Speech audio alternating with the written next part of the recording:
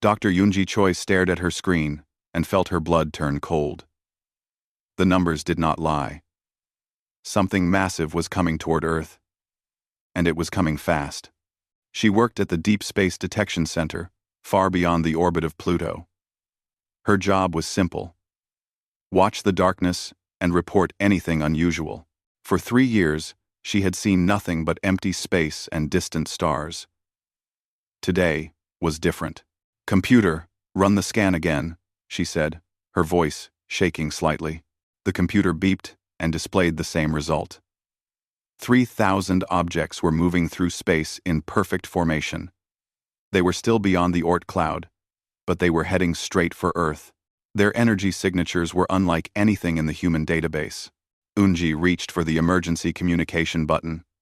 Within seconds, her supervisor appeared on the screen. "We have a situation," Unji said. 2 hours later, every military leader on Earth was looking at the same data.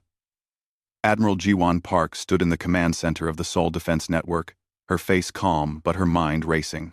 She had trained for this moment her entire career, first contact with alien life. She had always hoped it would be peaceful. The size of the approaching fleet suggested otherwise. "How long until they reach Earth?" she asked. 72 hours at their current speed," replied her tactical officer. Jiwon nodded slowly. "Prepare the defense fleets. Send word to all colonies. And get me Captain Hyunwoo." Captain Hyunwoo Kim was aboard the Earth Defense Force flagship Indomitable when the call came.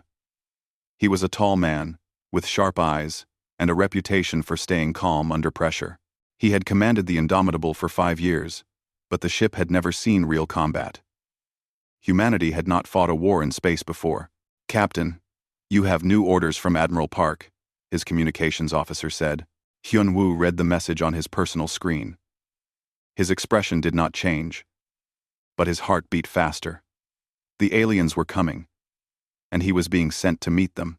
"Prepare the ship for combat operations," he ordered. "Notify the crew. This is not a drill." Throughout the ship, lights changed from blue to red. Engineer Minho Lee was in the weapons bay when the alert sounded. He was a short man with quick hands and a brilliant mind. He had designed many of the weapon systems on the Indomitable. Now he would see if they actually worked. "All stations, report status," Minho said into his headset. One by one, his team confirmed that every weapon was ready. The gravitational wave cannons were charged. The targeting systems were online. Everything was perfect. Minho allowed himself a small smile. Humanity had spent 200 years preparing for this day. Far across the solar system, the Valdric fleet continued its approach. Commander Daker stood on the bridge of his flagship, the Eternal Fist. He was a creature of scales and sharp teeth, with 4 arms and eyes that glowed red in the dim light. He had conquered 17 planets for the Valdric Empire. Earth would be his 18th. "Status report," Daker commanded. His second-in-command, Sub-Commander Thex, checked the sensors. "We are on schedule, Commander. The human homeworld is 3 of their days away. We are detecting some movement in their defense fleet." Daker laughed, a sound like grinding metal. "How many ships do they have?" "Our scans show 47 vessels moving to intercept us." Daker laughed harder. 47? We have 3,000. These humans are either very brave or very stupid." Thex was not laughing. He was older than Daker and had lived through many battles. Something felt wrong. "Commander, perhaps we should study them more carefully. We know very little about human technology." "We know enough," Daker said, waving one of his 4 hands dismissively. "They are a young species. They barely leave their own star system. They fight among themselves. They will fall easily." Back on Earth, High Executor Varn watched the same data from the Valdric homeworld, thousands of light years away. He was the supreme leader of the Valdric Empire, and he wanted Earth for its resources. The planet was rich in rare elements and sat in a strategic location. The fact that billions of humans lived there did not concern him. After the conquest, the survivors would serve the Empire as slaves. "The fleet will arrive soon," Varn said to his council. Prepare the occupation forces. I want mining operations to begin within 1 month of victory. None of the Valdric leaders questioned this. They had conquered so many worlds. Why would this one be different? On the Indomitable, Captain Hyunwoo gathered his senior officers in the briefing room. The walls displayed maps of the solar system and the approaching Valdric fleet. They outnumber us 60 to 1, Hyunwoo said calmly. They have plasma weapons, mass drivers, and energy shields according to our scans. They believe we are primitive and weak. Lieutenant Salman Kang, his tactical officer, allowed herself a thin smile. Should we correct their assumption, Captain? Not yet, Hyunwoo replied. First, we try to talk. If they refuse peace, then we show them what humans are capable of. Ensign Jiho Nam, the communications officer, raised his hand slightly. Sir, we are receiving a transmission from the Valdric fleet. They are broadcasting on all frequencies. Put it on screen, Hyunwoo ordered.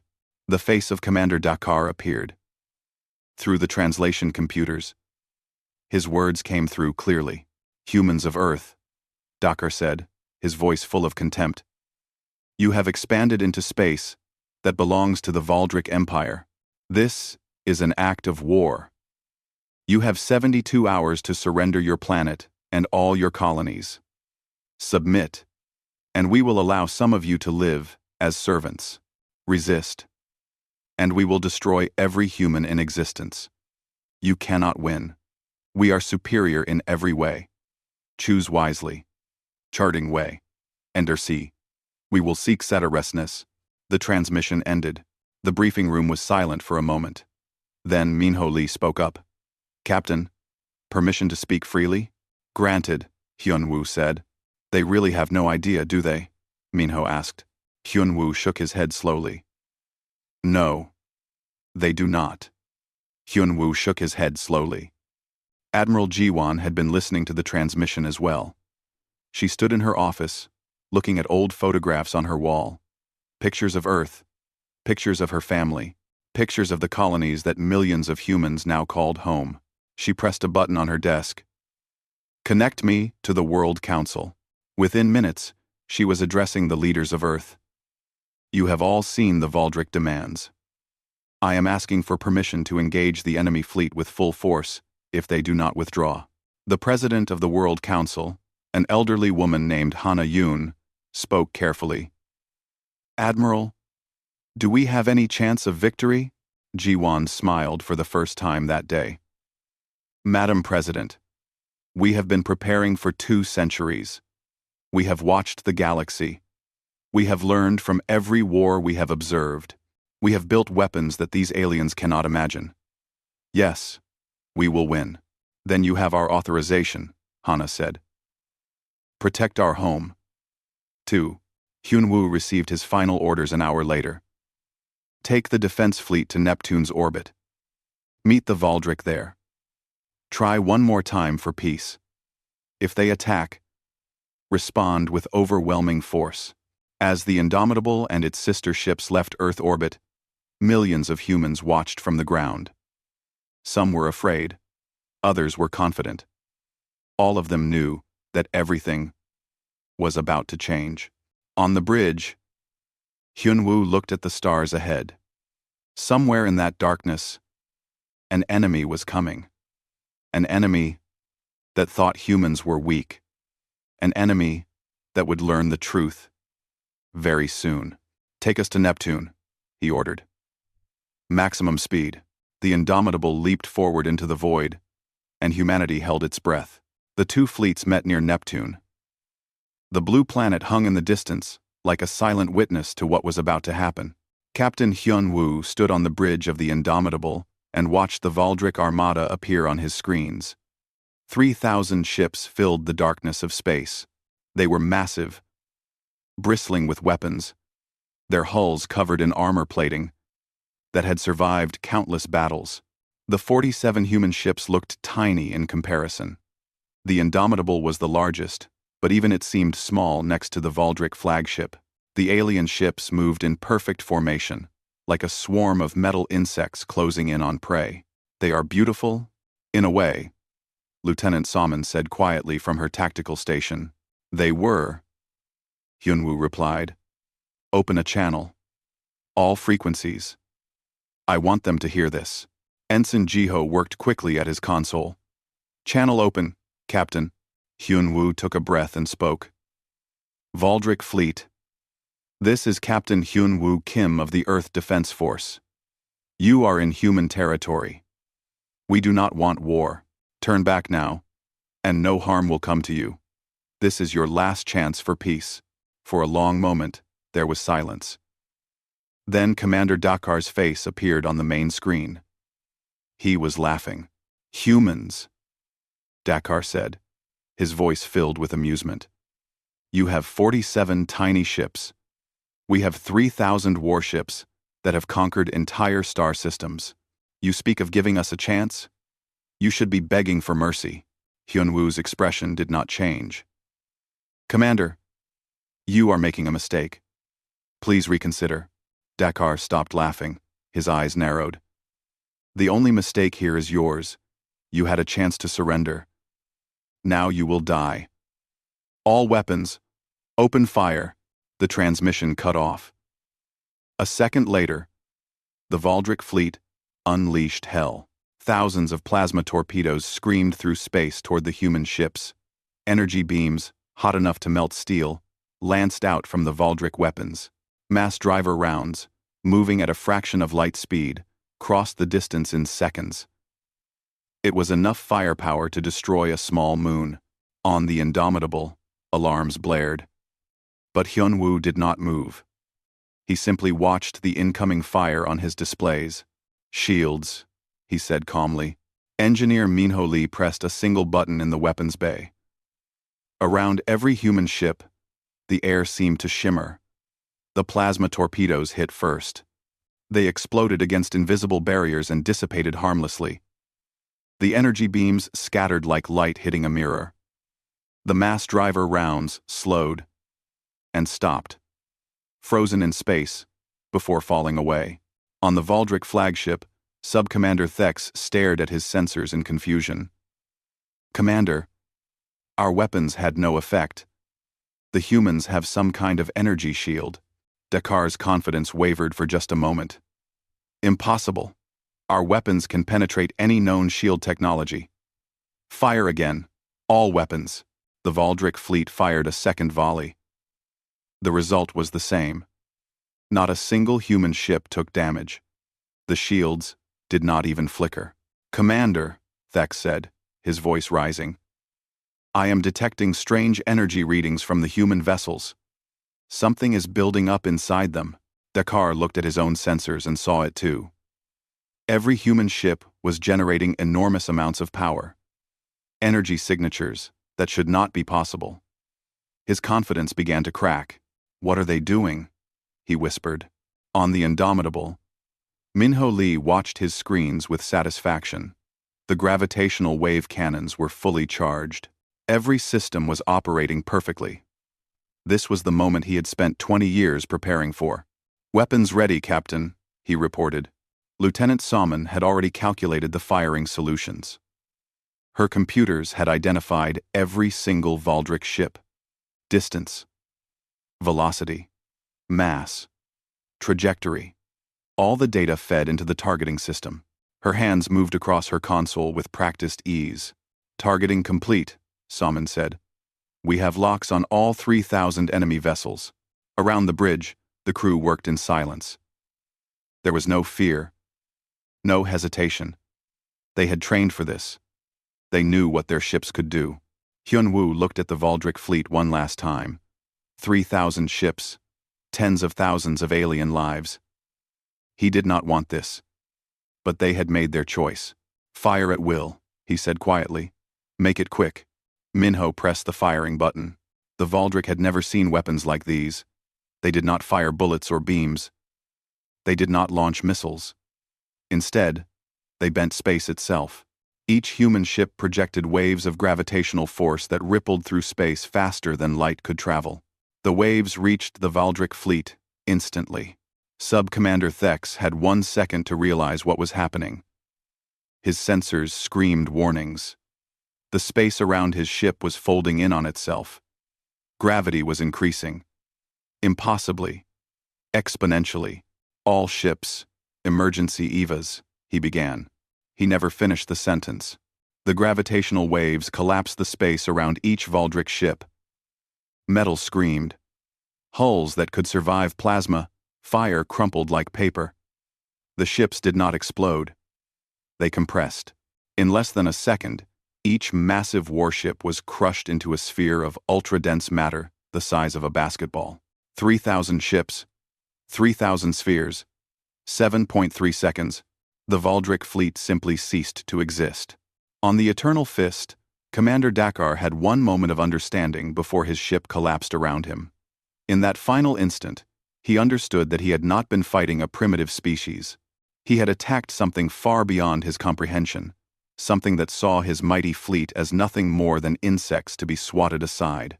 Then there was only darkness and pressure and silence. On the Indomitable, the crew watched in silence. The battle was over, before most of them had taken a breath. Where the Valdric fleet had been, there was now only debris. 3,000 perfect spheres drifted slowly in Neptune's orbit, each one containing the compressed remains of an entire warship and everyone aboard it. "Cease fire," Hyunwoo said, though there was nothing left to fire at. "Damage report." "No damage to any human vessel," Salmon replied, her voice subdued. "All systems normal." Ensign Jiho was staring at his communication screens. "Captain, I intercepted transmissions from the Valdric ships during the attack. They were screaming.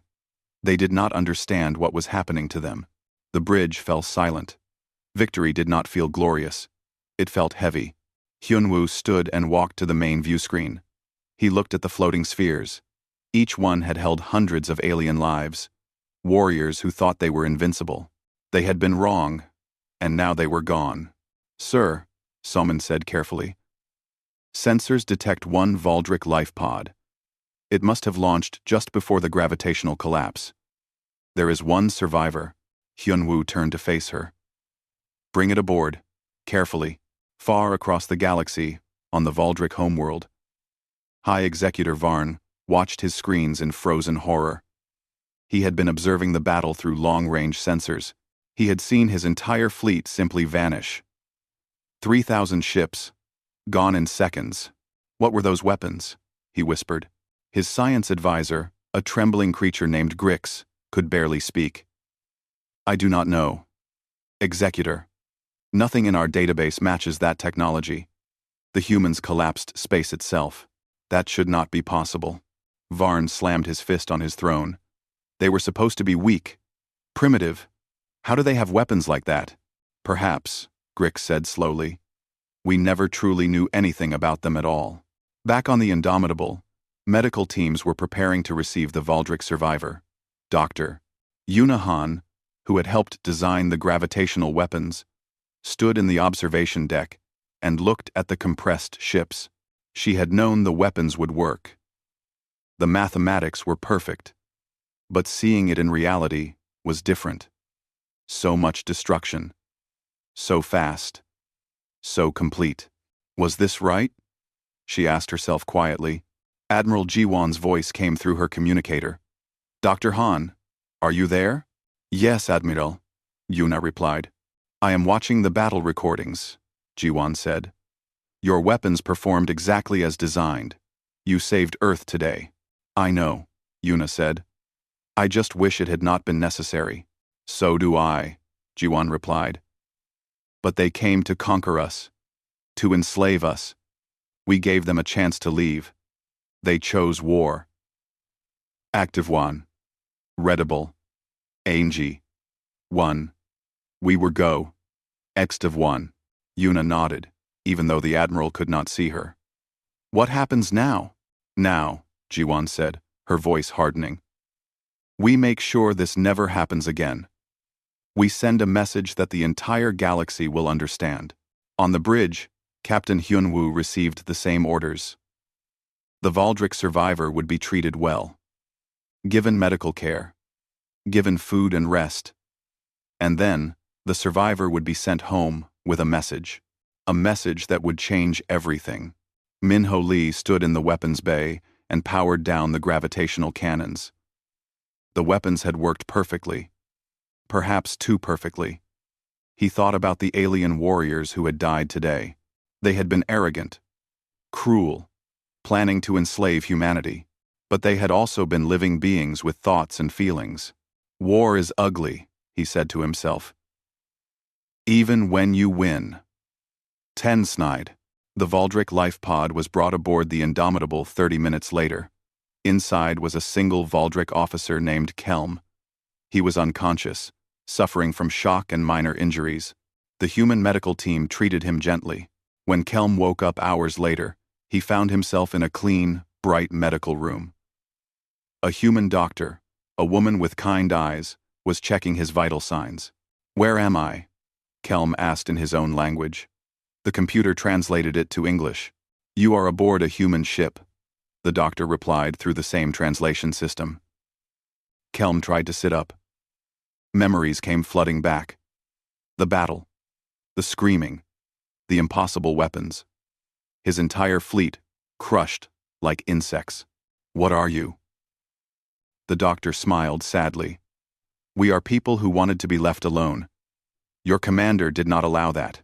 In the days that followed, humanity prepared to announce itself to the galaxy. Not as victims, not as conquerors, but as a species that would not be threatened. A species with weapons that could end fleets in seconds. The message was simple. Leave us alone, and we will leave you alone. But if you come for us with war, we will end you faster than you can scream." Captain Hyun-woo stood on his bridge and knew that everything had changed. Humanity was no longer alone in the universe. And the universe now knew that humanity was not to be trifled with. The 7 seconds of battle near Neptune would echo across the galaxy for generations. The silence after the battle was deeper than space itself. Captain Hyun-woo stood on the bridge of the Indomitable and watched the spheres drift past Neptune. Each sphere was a tomb. Each one contained the compressed remains of a warship, and everyone aboard it. 3,000 spheres. 3,000 graves. "Captain," Lieutenant Salmon said softly, "Earth Command is requesting a full report." Hyun-woo nodded slowly. "Send them everything. Sensor logs, weapon performance data, and the timeline. Tell them the battle lasted 7.3 seconds, from first shot to last. 7 seconds. That was all it had taken to destroy an armada that had conquered 17 planets. Hyun-woo felt no pride in this. Only a cold weight in his chest. Officer Taeyang Cho sat in the intelligence section of the Indomitable, listening to recordings. His job was to monitor enemy communications during battle. Usually this meant hours of tactical chatter and command orders. Today it meant something very different. He had captured the final transmissions from the Valdric ships. The computer had translated them all. Taeyang wished it had not. "Emergency. Emergency. The hull is collapsing. What is happening? Mother, save me. What is? Commander. We cannot escape. The gravity is too strong. We are being crushed."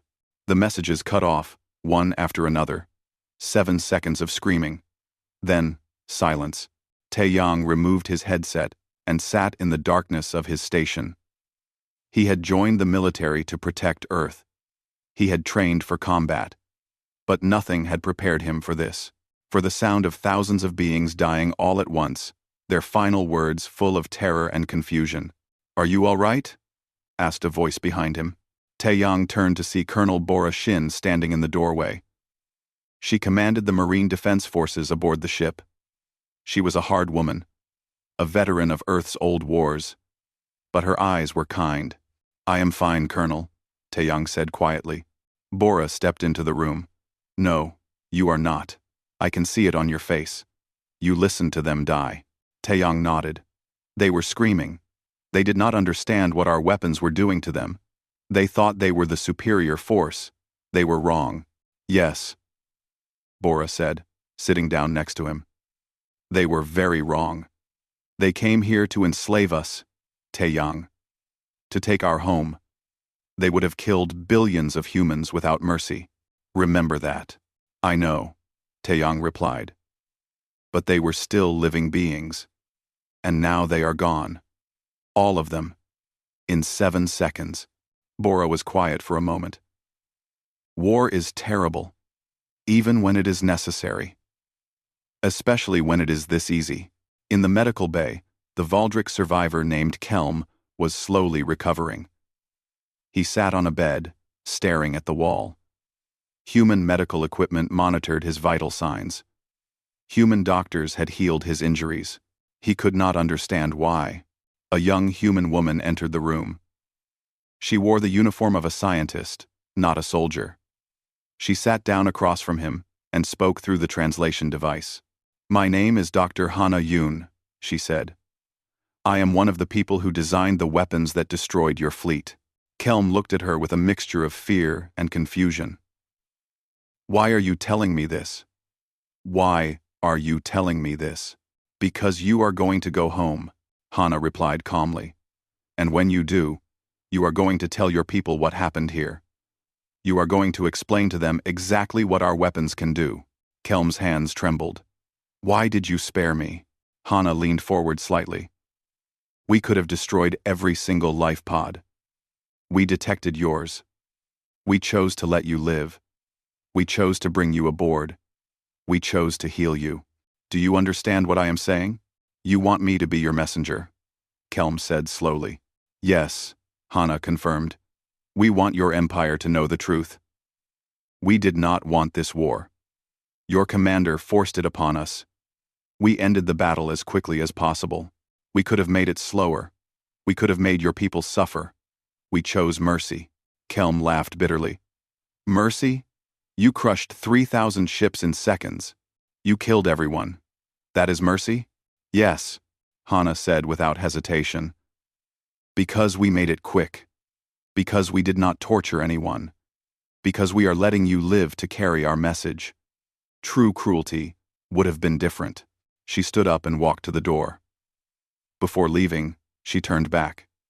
"Your empire needs to understand something, Kelm. These weapons? They are not even our most advanced technology.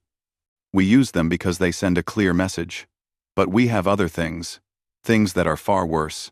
Tell your leaders that. Tell them that if they ever threaten humanity again, next time, we will not be merciful." After she left, Kelm sat alone in the quiet medical bay. His mind struggled to process what she had said. Not their most advanced weapons? What else did these humans have? On Earth, Admiral Jiwon Park was in an emergency meeting with the World Council. The leaders of humanity had watched the battle in real time. Now they were trying to understand what it meant. 7 seconds, President Hana Yoon said, still in shock. 7 seconds and an entire invasion fleet is gone. "Admiral, how is this possible?"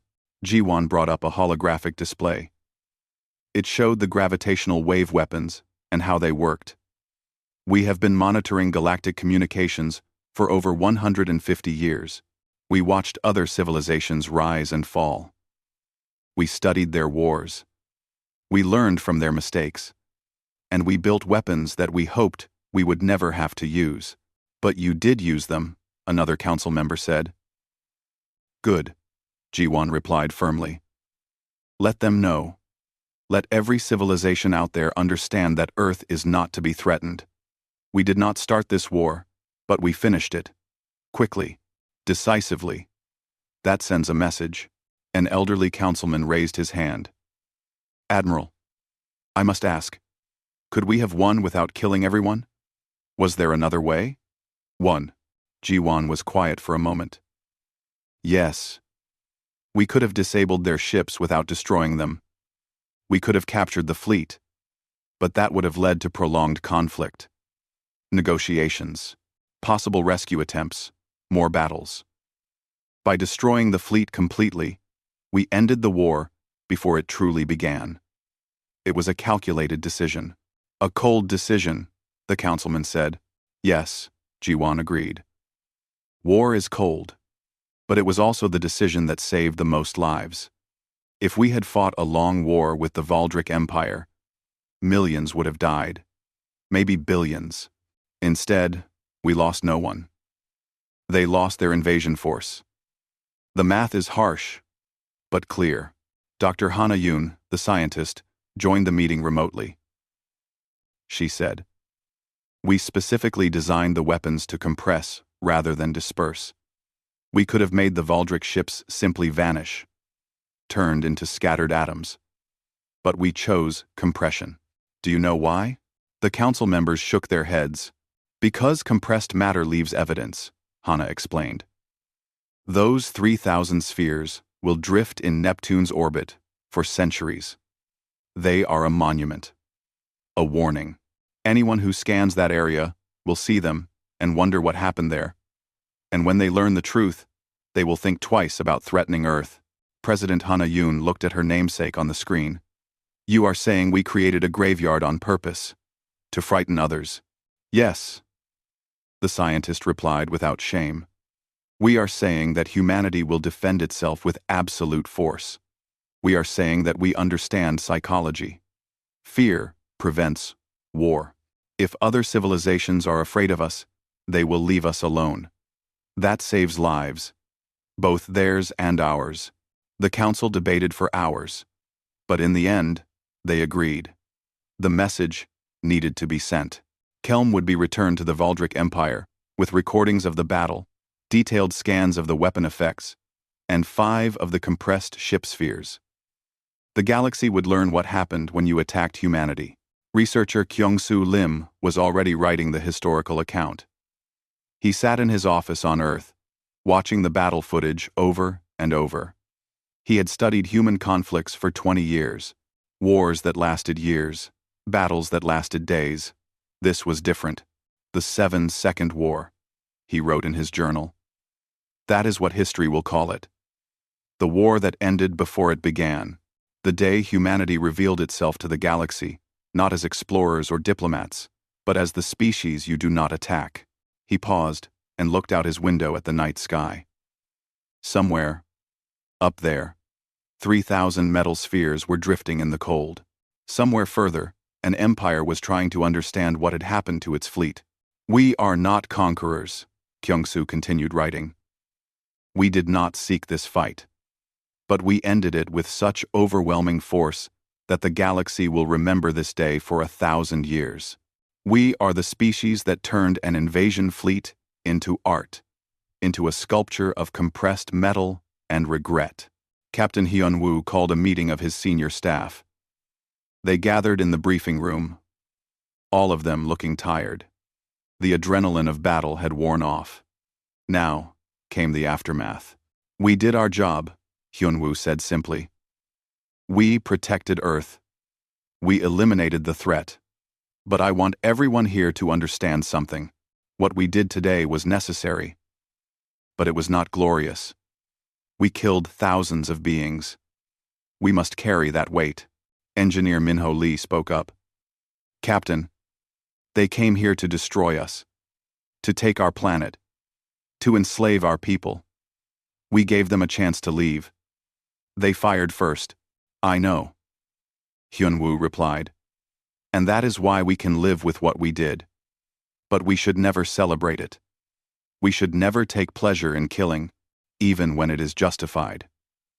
We are warriors, not murderers. Remember that difference." The room was silent. Then Lieutenant Salmon said quietly. Hyun-woo shook his head. "No, they will not. Because we are going to send Kelm home with a message so clear, so terrifying, that no one in the Valdric Empire will ever suggest attacking Earth again." "What message?" Salmon asked. Hyun-woo smiled grimly. "The truth. That we ended their fleet in 7 seconds. That we did it easily. That we could do it again. And that next time, we might not stop at their military. We might come for their homeworld." "Would we actually do that?" Minho asked. "No," Hyun-woo said. "But they do not know that. Fear, Lieutenant Salmon, is our best weapon now. Not the gravitational cannons. Fear." In the days that followed, the Indomitable and its sister ships began the long journey back to Earth. Behind them, they left the field of compressed spheres. A memorial. A warning. A promise.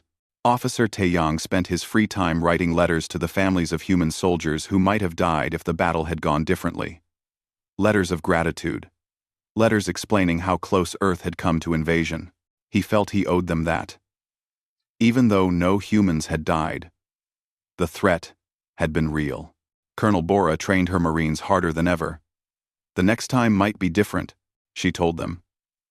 The next enemy might be smarter. We cannot rely on superior technology alone. We must be ready for anything. Oh no. And in the medical bay, Kelm slowly came to terms with his new purpose. He was no longer a warrior of the Valdric Empire. He was a survivor. A witness. A messenger carrying the worst news his people had ever received. Their invincible fleet was gone. Crushed by a species they had underestimated. And humanity was waiting to see what the Valdric would do next. Captain Hyunwoo walked slowly through the corridors of the Indomitable until he reached the medical bay. Inside, the Valdric survivor Kelm sat on a chair, staring at his hands. The alien looked smaller somehow, less threatening than his species had seemed before the battle. "May I enter?" Hyunwoo asked through the translation device. Kelm looked up. His red eyes were dull with shock. "It is your ship, human. You may do as you please." Hyunwoo sat down across from him. For a moment, neither spoke. Then the captain said, "You will be going home soon." Kelm's expression did not change. "Why? Why keep me alive? Only to send me back. Why not kill me like you killed the others?" "Because you need to carry a message," Hyunwoo replied calmly. "A message to your empire. To your leaders. To anyone who might think about attacking Earth again." "What message?" Kelm asked bitterly. "That you are powerful? That you can destroy fleets in seconds? I think you made that message clear enough already." Hyunwoo leaned forward. "The message is more than that.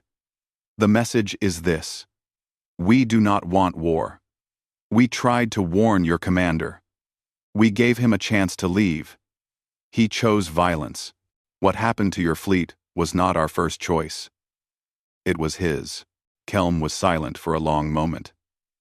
Then he said quietly, "You killed 3,000 ships. Tens of thousands of my people. And you call that mercy?" "Yes," Hyunwoo said without hesitation. "Because we could have done worse. We could have made it slow. We could have tortured your people. We could have captured your ships and kept your warriors as prisoners. Instead, we made it quick. Most of them did not even have time to feel pain. That is the only mercy war allows." "Some mercy," Kelm muttered. "War is not kind." Hyunwoo agreed. "But we are giving you something your commander never gave us. A chance. You will return home. You will tell your people what happened. And you will tell them that if they leave us alone, we will leave them alone. But if they come for us again," he paused, "next time, we will not stop at your military fleet. We will come for your homeworld." Kelm's eyes widened. "You would destroy an entire planet? Would we need to?" Hyunwoo asked. "Or would the threat alone be enough? That is for your leaders to decide." Hyunwoo. 2 days later, a small Valdric transport ship was prepared. Engineer Minho Lee personally loaded it with supplies. Food, water, medical equipment, enough to get Kelm home safely. But that was not all he loaded. Minho carefully placed 5 of the compressed ship spheres into the cargo hold. Each sphere was perfectly round, about the size of a basketball. Incredibly dense. Each one had once been a massive warship. Now they were monuments to the power of human weapons. "Why give these to them?" asked a young technician helping Minho. "Because," Minho explained, "when their scientists examine these spheres, they will understand exactly what our weapons can do. They will see matter compressed to impossible densities. They will realize that we bent the laws of physics itself. And they will know that fighting us is suicide." Ambassador Daeun Song stood in a recording studio on Earth. She was humanity's first official galactic diplomat, though she had never expected to use the title this way. She was about to record the message that Kelm would carry home, the message that would announce Earth to the galaxy. She stood before the camera and began to speak. This message is for the Valdric Empire and any other civilization that may be listening. I am Ambassador Daeun Song, speaking on behalf of the human species and the planet Earth. She paused, gathering her thoughts. Your fleet came to our home with the intent to conquer, to enslave, to destroy. If we resisted, we asked you to leave in peace. You responded with weapons fire. What happened next was not our desire, but it was our right. We defended ourselves with absolute force. Her voice remained calm, professional, but there was steel underneath. Your empire lost 3,000 warships in 7.3 seconds. We lost nothing. No human lives were taken. No human ships were damaged. This was not a battle. This was a demonstration. A demonstration of what happens when you threaten Earth. She stepped closer to the camera. Let me be very clear. We do not seek to conquer. We do not seek to expand into your territories. We simply wish to exist in peace. But we will not tolerate aggression. Any military force that approaches Earth with hostile intent will be destroyed. Completely. Instantly. Without mercy. Daeun's expression softened slightly. However, we are not monsters. We are returning one of your warriors to you. We have healed his injuries. We have given him supplies for his journey, and we are sending him with proof of what our weapons can do. Study that proof. Learn from it. And make the wise choice. Quote, she took a breath. To any other civilizations listening to this message, Earth is willing to establish peaceful relations. We welcome trade, cultural exchange, and mutual cooperation. But understand this. We have been watching the galaxy for over a century. We know about your wars, your empires, your conquests. We have learned from all of you, and we have built defenses that you cannot overcome. Her voice hardened again. This is your only warning. Leave us alone, and we will leave you alone. Come to us in peace, and we will respond in peace. But if you come to us with war, just tournament. 17 have again. Just tournament. Just tournament. Just tournamentin have again. Just tournamentin have again. Just tournamentin have again. Just tournament. She paused. We will end you faster than you can scream for mercy. The recording ended. Daeun sat down, suddenly exhausted. Had she been too harsh? Too threatening? No, she decided. The galaxy needed to understand. Weakness would invite more attacks. Only strength would bring peace. On the Indomitable, Captain Sunwoo Park prepared his ship for a special mission. The Harbinger was a smaller vessel, built for stealth and speed. Its job was to escort Kelm's transport ship to the edge of Valdric space, then vanish without being detected. Captain, his tactical officer said, are you sure about this? We will be deep in enemy territory. Sunwoo smiled. The Harbinger has cloaking technology that the Valdric cannot detect. We will be there, and gone, before they even know we were present. Besides, we need to make sure Kelm actually arrives safely. His message is too important. The transport ship launched from the Indomitable 3 days after the battle. Kelm sat in the pilot's seat, still trying to process everything that had happened.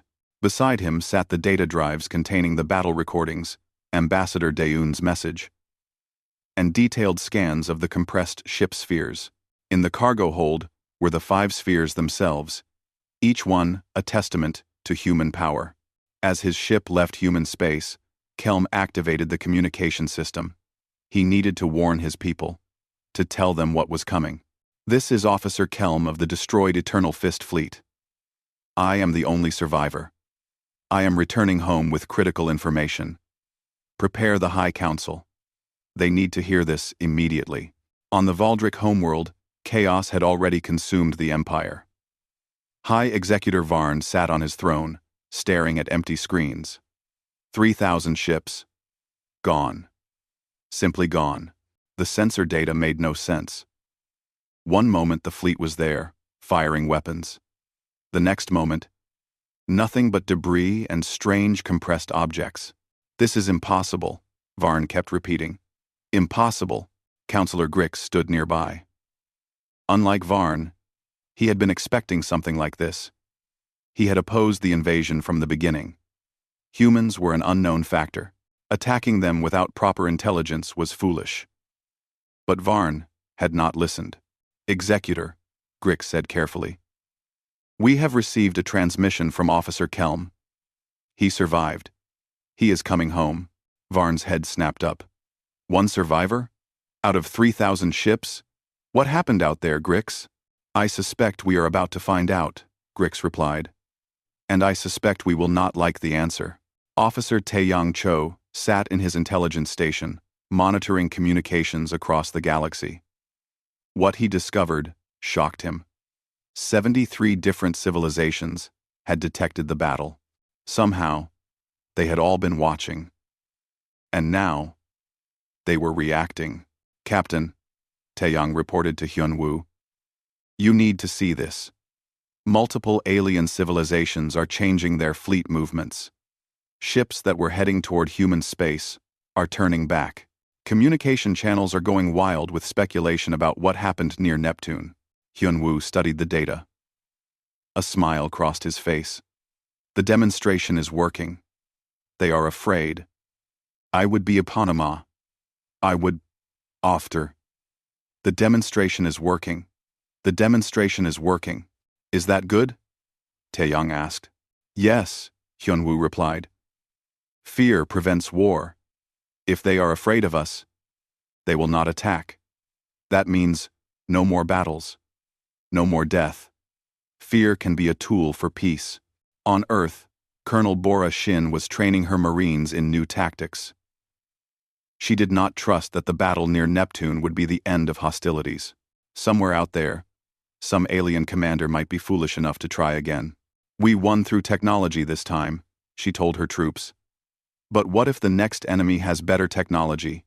What if they find a way to counter our weapons? We need to be ready to fight on the ground, in space, in any conditions. We train hard now, so we survive later. The Marines ran drills until they could barely stand. Bora was satisfied. Soft soldiers got people killed. Hard soldiers saved lives. 3 weeks after the battle, Kelm's transport ship crossed into Valdric space. The Harbinger followed invisibly, its cloaking systems making it undetectable. Captain Sunwoo watched from his bridge as Valdric patrol ships intercepted Kelm's vessel. Sir, should we be concerned? His tactical officer asked. No, Sunwoo replied. They are just escorting him home. Let them. We have done our job. The Harbinger turned silently and accelerated to faster than light speed. Within seconds, it was gone, leaving no trace it had ever been there. The Valdric sensors detected nothing. Kelm was brought before the High Council the next day. The chamber was massive, filled with the most powerful beings in the Empire. High Executor Varn sat at the center, his face twisted with anger and confusion. Officer Kelm, Varn said coldly, you are the sole survivor of the greatest military disaster in our history. Explain what happened. Kelm stood straight despite his fear. The humans destroyed our fleet in 7.3 seconds, Executor. Their weapons collapsed space itself. We had no defense, no chance. It was over before we could even understand what was happening. The council chamber erupted in shouting. Some members refused to believe it. Others demanded details. Varn raised his hand for silence. Show us, he commanded. Show us the proof. Kelm activated the holographic display. The battle footage played for the council. They watched in growing horror as 3,000 ships were compressed into spheres in seconds. They heard the screaming. They saw the human ships sitting calmly, undamaged, as if the entire Valdric fleet had been nothing but a minor annoyance. Then Ambassador Daeun's message played. Her words echoed through the chamber. Her warning was clear. Her threat was absolute. When it ended, the chamber was silent. Counselor Grix spoke first. We cannot fight them. They are too powerful. We must sue for peace immediately. Varn's face was purple with rage.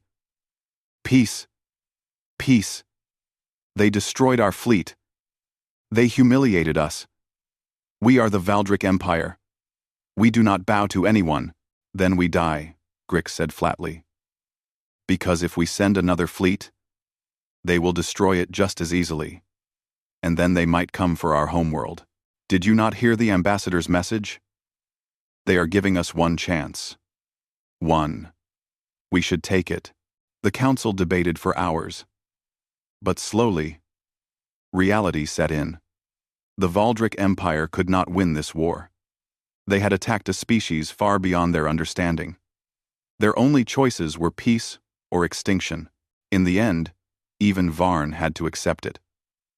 The vote was called. The Valdric Empire would stand down. They would send their own ambassadors to Earth to negotiate peace. They would accept whatever terms the humans demanded. The age of Valdric expansion was over. The age of humanity had begun. 6 months after the 7-Second War, Earth was a different world. The sky remained the same blue. The sun still rose each morning. But humanity now looked at the stars with new understanding. They were not alone. And they were powerful. Ambassador Daeun Song stood in the reception hall of the newly built Galactic Relations Center in Geneva. She wore formal diplomatic attire and tried to appear calm, though her heart was racing. Today, humanity would meet representatives from the Galactic Collective for the first time. The collective was not a government. It was a loose alliance of 23 different civilizations who had decided that talking to humans was preferable to fighting them. After watching the battle near Neptune, they had reached out carefully, respectfully, asking for dialogue. Ambassador, her assistant said quietly. The first delegation is arriving. Daeun took a breath and walked to the entrance. Outside, a ship unlike any human design descended from the sky.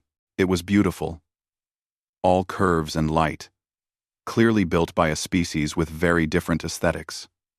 The door opened, and 3 beings emerged. They were tall and thin, with skin that shimmered like oil on water. They had 4 arms and eyes that seemed to see in multiple directions at once.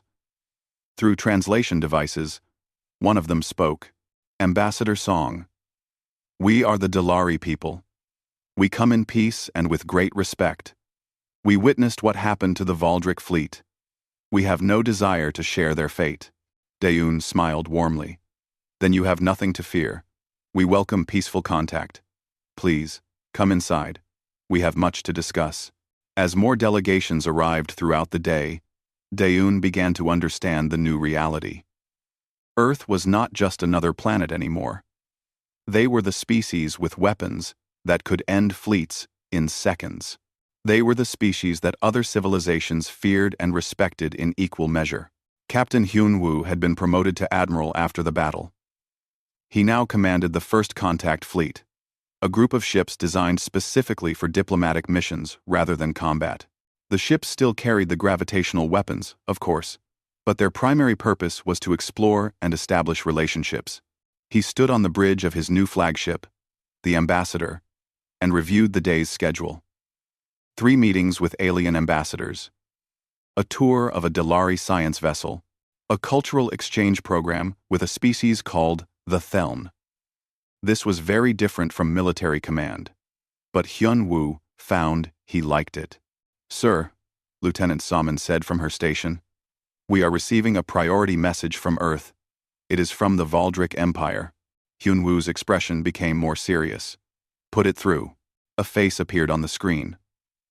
Not High Executor Varn, whom Hyun-woo had expected, but Counselor Grix.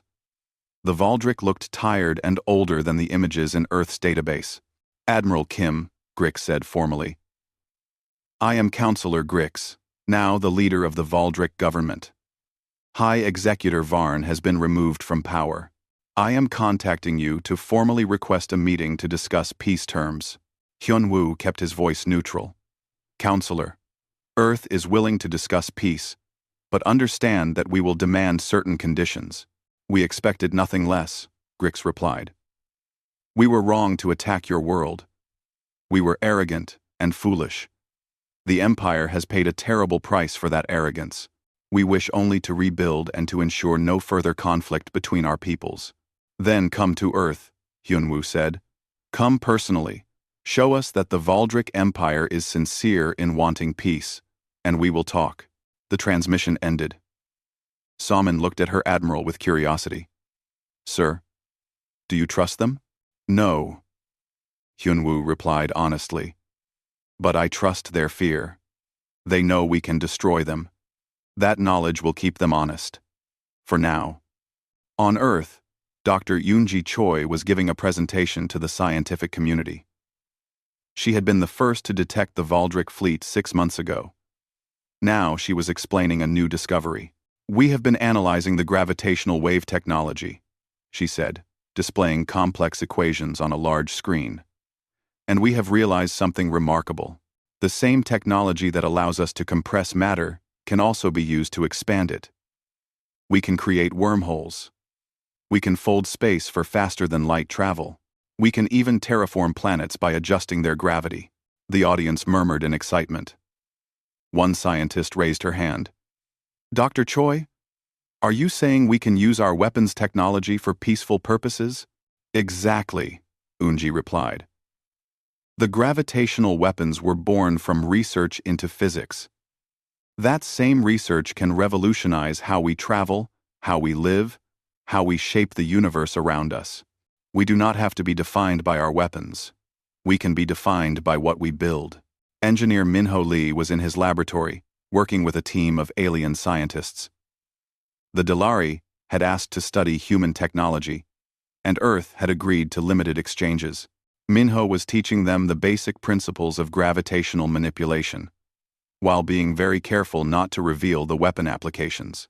A Delari named Korthan worked alongside him, his forearms moving in perfect coordination. This is fascinating, Engineer Lee. My people have studied gravity for centuries, but we never thought to weaponize it. Hopefully you never will, Minho said quietly. These weapons are terrible. Powerful. Yes, but terrible. I wish we had never needed to build them. But you did need them, Korthan replied. The Valdric would have enslaved your species. These weapons saved you. I know, Minho said. I just hope that someday we can put them away forever and never use them again. Korthan was quiet for a moment. Then he said, That is why the collective wants to work with humanity. You have great power, but you also have wisdom. Many species gain power and immediately seek to conquer others. You gained power and offered peace. That is rare. In the galaxy, Lieutenant Salmon had been assigned to the Galactic Military Academy, a new institution where human officers would teach alien tacticians about defense and strategy. She stood before a classroom of beings from a dozen different species, all of them eager to learn. Human military doctrine is based on 3 principles, Salmon explained. Preparation, efficiency, and restraint. We prepare for every possible threat. We fight efficiently to minimize casualties. And we show restraint even when we have overwhelming power. A young Theln officer raised a tentacle-like appendage. Lieutenant, your restraint confuses us. You could have destroyed the Valdric homeworld after the battle. You could have demanded their surrender. Instead, you sent one survivor home with a message. Why? Salmon smiled. Because we did not want to rule the Valdric.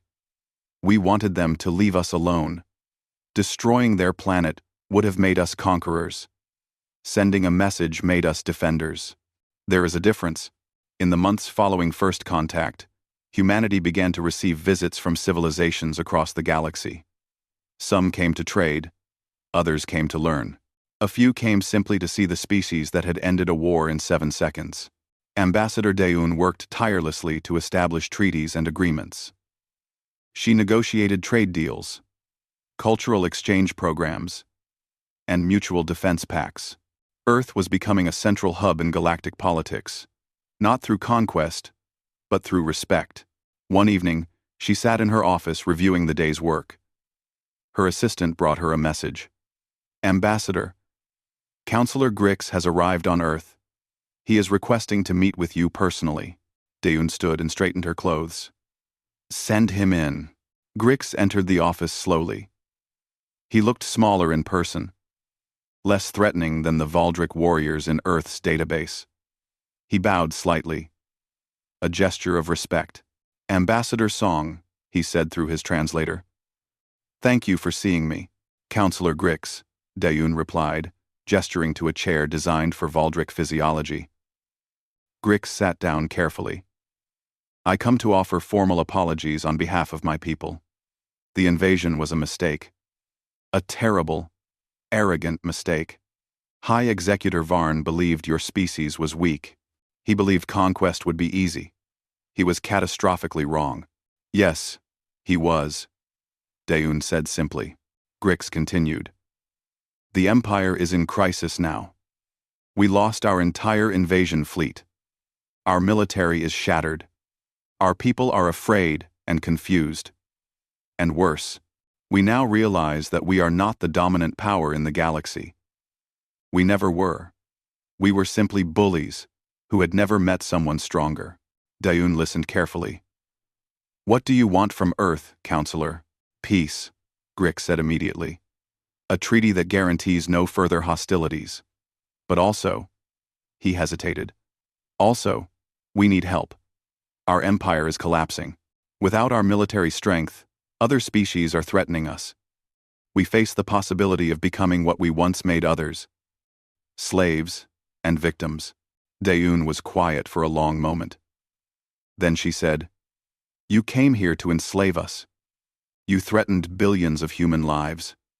And now you ask for help. You understand how that sounds? Yes, Grix replied, his voice filled with shame. I understand completely. And I would not blame you for refusing. But I ask anyway, because I have nowhere else to turn. Humanity showed mercy once, when you let Officer Kelm live. I am asking you to show mercy again. Daeun stood and walked to her window. She looked out at the night sky, at the stars that now represented not mystery, but known civilizations, known threats, known opportunities. I will bring your request to the World Council, she said finally.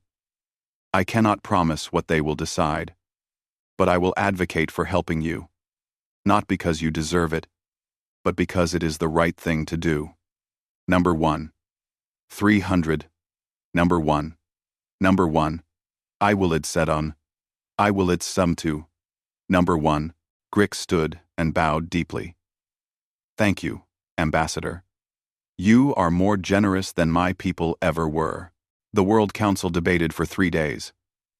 Some members wanted to leave the Valdric to their fate. Others argued that helping them would demonstrate human values to the galaxy. In the end, compassion won. Earth agreed to provide defensive technology to the Valdric Empire. Not weapons, but shields and detection systems that would protect them from aggressors. In return, the Valdric would share their knowledge of the galaxy, their star charts, and their resources. It was the beginning of an unlikely alliance. Admiral Jiwon Park attended the signing of the treaty. She had retired from military service, but remained an advisor to the government. As she watched Counselor Grix and Ambassador Daeun sign the peace agreement, she felt a weight lift from her shoulders. After the ceremony, Captain Sunwoo approached her. Of course, Jiwon replied. Did you ever think we would reach this point? Sunwoo asked. 6 months ago, we were at war. Now we are helping our former enemy. Jiwon smiled. I hoped we would. That is why we built the weapons the way we did. We made them terrifying so we would only need to use them once. We wanted to end war through fear, then replace that fear with cooperation. It seems to be working. Dr. Yuna Han, the scientist who had designed the gravitational weapons, was present as well. She had spent the past months converting the weapon technology into peaceful applications. The first human-built wormhole generator was almost complete. Soon, humanity would be able to travel across the galaxy in hours instead of years. Dr. Han, a reporter asked her, "Do you have any regrets about creating the weapons?" Yuna thought carefully before answering. "I regret that they were necessary. But I do not regret building them. They saved Earth. They ended a war before millions died. And now we are turning that terrible power into something beautiful. Something that will unite the galaxy instead of destroying it." Researcher Kyung-Soo Lim was writing the final chapter of his book about the 7-Second War. He sat in his office, surrounded by data, interviews, and historical records. The last paragraph was the hardest to write. Finally, he typed, "Humanity's greatest strength was not our weapons. It was our choice. We chose to prepare, but we also chose restraint. We chose to defend, but not to conquer. We chose fear as a tool, but we replaced it with friendship. In 7 seconds, we changed the galaxy. In the months that followed, we proved that power without wisdom is nothing, but power with wisdom can build a better future for everyone." Captain Hyun-woo stood on the bridge of the Ambassador as it prepared to depart on its first major exploration mission. His crew was mixed now, with humans and aliens working side by side.